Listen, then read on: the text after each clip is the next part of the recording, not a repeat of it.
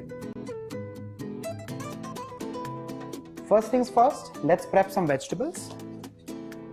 I'm going to chop an onion into small dices.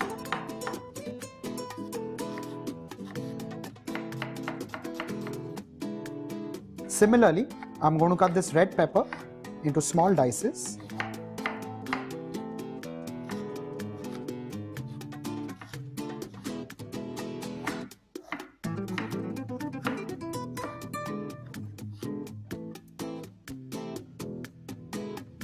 And finally, a green pepper.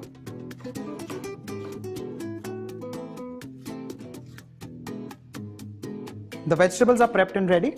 I'm adding some olive oil in a moderately hot pan. The oil is heated in the pan. I'm adding in the prepped vegetables, onions, and all the peppers. A quick few tosses.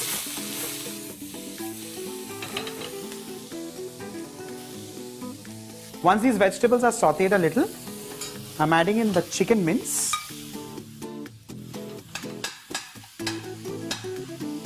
Make sure you saute this on a high flame.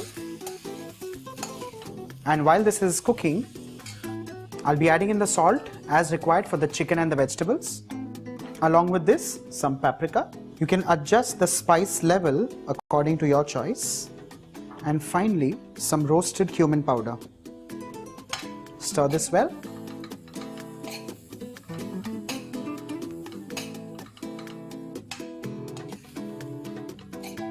While the chicken is getting stir-fried, let's throw in a few pods of garlic.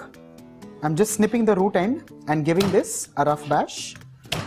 I'm leaving the skin on because that's how I like it. Running the knife roughly.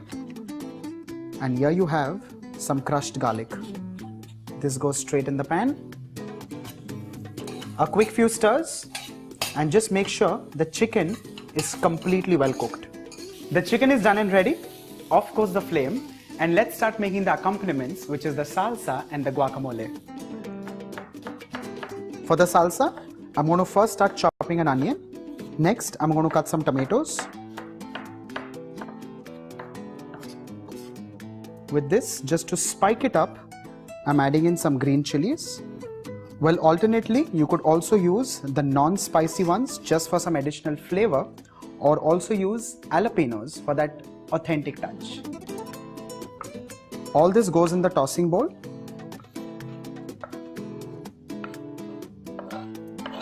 Along with this, some parsley.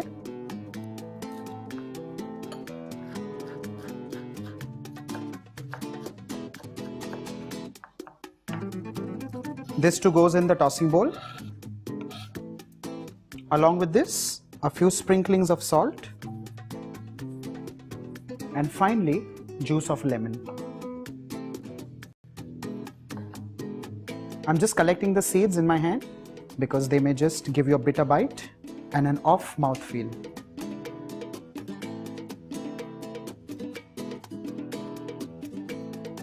Mix this nicely and evenly. And what you have here, ready in just a few minutes, is a salsa. And just before I can announce that the salsa is ready, let's add in a few splashes of Tabasco for that typical authentic Mexican touch. A quick few mixes. The chicken is ready, the salsa is ready. Let's now move to the next accompaniment, which is the guacamole, for which I'm taking some ripe avocados. Now here's a very typical way how you cut an avocado. You run the knife midway through the avocado till you find it a little hard at the center, which is nothing but the stone or the seed of this fruit. You knock the knife on the head of the stone, you give it a twist and you pull it out. You run the tip of a knife gently through the surface of the fruit. With the help of a spoon, just scoop this flesh into a bowl. Make sure you scrape it all through because you do not want to lose any of this gorgeous fruit. Similarly, I'm going to process the other half of the avocado.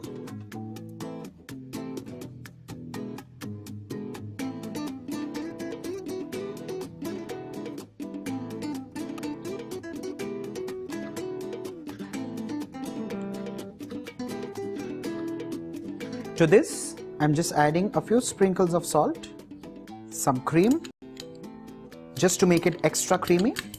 The avocado is a creamy and a buttery fruit. And finally, a few splashes of lemon juice.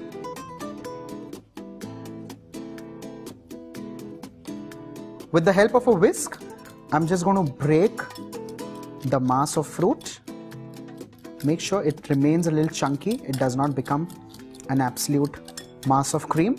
And here you have this amazing guacamole, which is now ready. And finally, the last ingredient, which is lettuce. I'm just shredding the leaves of an iceberg lettuce.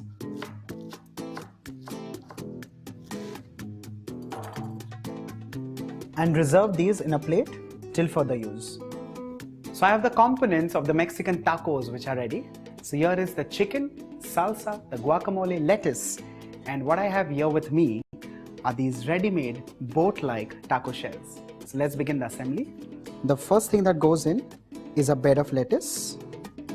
On this, a spoonful of the chicken mince, some salsa to top with,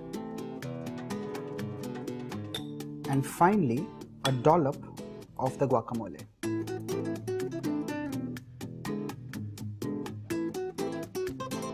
Similarly, let's assemble the others.